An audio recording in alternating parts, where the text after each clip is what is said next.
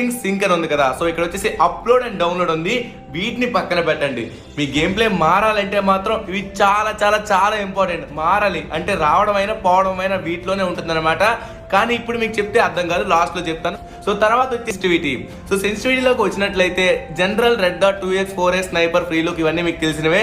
So red dot అంటే మీకు ఒక డౌట్ ఉండొచ్చు, రెడ్ డాట్ అంటే ఏంట్రా మధ్యన సెంటర్ లో సో రౌండ్ గా ఉంటది కదా, ఎనిమిది మీద రెడ్ గా వస్తుంది అదేనేమో అనుకుంటారు.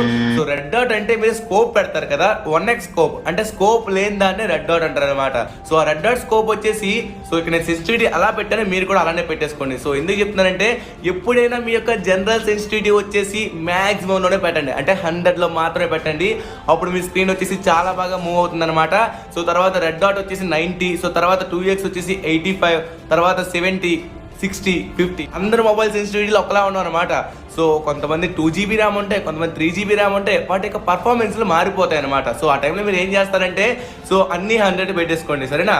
జనరల్ మాత్రం 100 లో పెట్టుకోండి, రెడ్ డాట్ వచ్చేసి 90 అలా పెట్టుకోండి సరిపోతుంది. ఇంకా రిమైనింగ్ ఒకవేళ చెప్పాను కదా లో డివైస్ అయితే అన్ని ఫుల్ పెట్టేసుకోండి. మీకు మంచి క్లారిటీ వచ్చింది అనుకుంటున్నాను. ఇక లేట్ చేయకుండా కంట్రోల్స్ లోకి వద్దాం. సో కంట్రోల్స్ లోకి వచ్చినట్లయితే పైన ఏం ప్రెస్ అని